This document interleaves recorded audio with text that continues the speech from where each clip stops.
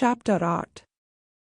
जैसा कि हमने अभी तक देखा कि कैसे चौधरी अंकल आर्यन को बताते हैं कि दीवान परिवार के पास सिटी हॉस्पिटल के 75% शेयर है, जिसके बाद वो चौधरी अंकल को हॉस्पिटल के डीन को बुलाने को बोलता है। अब आगे आर्यन की बात सुनकर डॉक्टर सार्कास्टिक स्माइल दे रहा था। फिर उसने सना को देखकर कहा, मुझे लगता है इलाज की ज़रूरत तुम्हारी माँ से ज़्यादा तुम्हारे इस पागल दोस्त को है। अभी डॉक्टर ये सब बोलकर आर्यन का मजाक उड़ा ही रहा था कि तभी एक आदमी सफ़ेद कोट में सेकंड फ्लोर के गेट से अंदर आता दिखता है और उस आदमी को देखकर डॉक्टर अभय उसे रिसीव करने जाता है। डीन सर, आप यहाँ, अगर आप मुझे पहले बता देते तो मैं खुद आपको रिसीव करने आता। उस आदमी के पास पहुंचकर डॉक्टर अभय उस आदमी को देखते हुए कहता है, पर वो आदमी तो एक नज़र उठाकर भी अभय को नहीं देखता और सीधा आर्यन के सामने जाकर उसे झुककर ग्रीट करते हुए कहता है, माफ़ करना सर, मुझे पता चला हमारे हॉस्पिटल के एक डॉक्टर की वजह से आपको तकलीफ हुई।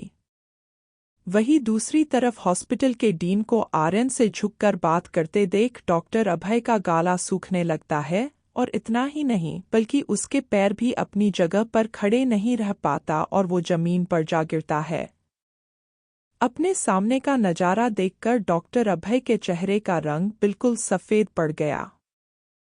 तभी डीन अपने गुस्से में लाल हुए चेहरे के साथ डॉक्टर अभय को बुलाता है। इसी बीच डीन ने पुलिस को भी बुलवा ली थी। पुलिस के वहां पहुंचते ही डॉक्टर सारी बात समझ गया और वो आर्यन के पैरों पर गिर पड़ा। गिड़गिड़ाते हुए उसने कहा, मुझे माफ़ कर दीजिए, मुझे नहीं पता था कि आप इतने पावरफुल हैं, वरना मैं आपसे कभी ऐसी बात नहीं करता। I am sorry. आर्यन ने धीमी आवाज़ में कहा, मैं उन लोगों को कभी माफ़ नहीं करता जो किसी लड़की की मजबूरी का फ़ायदा उठाना चाहते हो, और वैसे भी तुम्हें टेंशन लेने की ज़रूरत नहीं, हवालात में ये लोग तुम्हारी अच्छे से खातिरदारी करेंगे। और इसी के साथ उस डॉक्टर ने पुलिस वालों ने अरेस्ट कर लिया।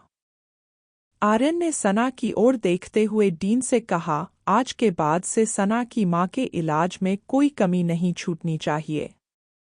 बेस्ट से बेस्ट डॉक्टर्स को यहाँ बुलाओ और सना की माँ का इलाज करो। इसके जवाब में डीन अपना सर हिलाकर आर्यन को देखते हुए कहता है, आप चिंता मत करिए, आज के बाद से मैम की माँ के इलाज में कोई कमी नहीं आएगी। सना आर्यन से कुछ कहना चाहती थी, लेकिन उसके पहले ही आर्यन वहां से चला गया। पर उसके चेहरे पर सुकून के भाव थे कि अब उसे अपनी माँ के लिए परेशान होने की ज़रूरत नहीं। वो भी कुछ देर में वहां से अपनी माँ को देखकर हॉस्पिटल से निकल गई।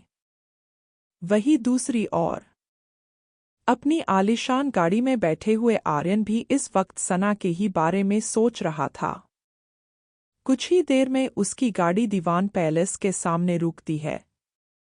जैसे ही आर्यन लिविंग हॉल में पहुंचा तब चौधरी अंकल वहीं मौजूद थे। अंकल उसे देखकर अपनी सीट से उठकर खड़े हो गए। उन्होंने कहा, आर्यन बाबा, आप चाहे तो मुझे बता सकते हैं कि आपको अचानक से सिटी हॉस्पिटल के डीन से क्या काम पड़ गया? क्या इसके पीछे कोई बड़ी वजह थी? चौधरी अंकल के इस सवाल पर आर्यन ने हाँ में सर हिलाया और कहा, मेरे दोस्त की माँ वहाँ एडमिट है। फीस न जमा करने की वजह से उन्हें हॉस्पिटल के बेसमेंट में फेंक दिया, जहाँ ना तो उनका देखभाल करने वाला कोई था और ना ही उनका इलाज करने वाला कोई था। और जब हमने डॉक्टर्स से इस बात की वजह पूछनी चाही तो वो तो लड़कियों से बदतमीजी पर उतर आए।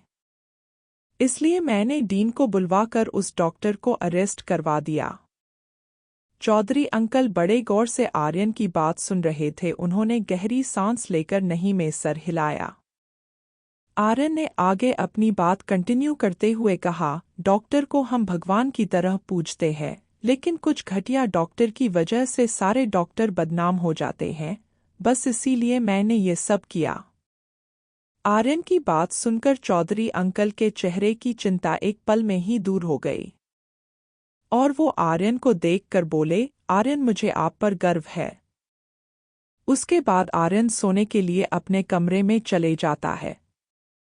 अगला दिन सुबह 10 बजे जैसे ही आर्यन की आंख खुली तो वॉल क्लॉक में समय देखकर वो एकदम से परेशान हो गया। ओह शिट, आज तो सेमेस्टर एग्जाम है और मुझे आज के ही दिन लेट होना था। ऐसा बोलकर वो जल्दी जल्दी कपड़े पहनने लगता है। अभी वो तैयार होकर लिविंग हॉल में ही पहुंचा था कि चौधरी अंकल ने उसे आवाज देकर रोक लिया। आर्यन, आप इतनी जल्दी में कहाँ जा रहे हैं और आपने अब भी ये सस्ते से कपड़े क्यों पहन रखे हैं?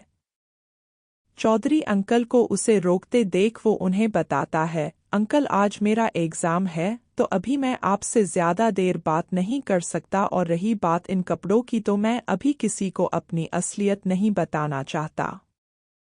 फिर वो किसी तरह भागकर बस स्टॉप पहुंचा और 781 बस पकड़ ली। जब तक वो कॉलेज पहुंचा तब तक एग्जाम शुरू हुए आधा घंटा हो चुका था। क्लास में बैठे सभी लोग उसे घूर रहे थे। उसने दरवाजे के बाहर से ही देखा कि प्रोफेसर दुर्गेश एग्जाम कंडक्ट करवा रहे थे। जैसे ही उनकी नज़र बाहर खड़े आर्यन पर पड़ी तो उनकी आंखें निराशा से भर आई। इधर दुर्गेश सर को अपने आप को ऐसे शर्मिंदगी से देखते देख आर्यन का सिर भी शर्म से झुक गया था और उसे अंदर ही अंदर बुरा लग रहा था। कॉलेज में जितने भी प्रोफेसर थे उनमें से दुर्गेश सर को आर्यन सबसे ज्यादा पसंद करता था। बाकी प्रोफेसर ये बात जानते थे कि आर्यन पढ़ाई के साथ साथ जॉब भी करता था, इसलिए उसका पढ़ाई में ध्यान नहीं था, इसलिए वो भी आर्यन के ऊपर ज्यादा ध्यान नहीं देते थे।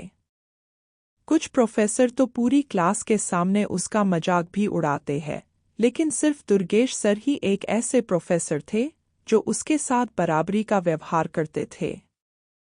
इसी बीच क्लासरूम में बैठे राज की नज़र आर्यन पर पड़ती है तो वो सबको दिखते हुए जोर से बोलता है, ये फटीचर कब से एग्जाम के लिए लेट आने लगा?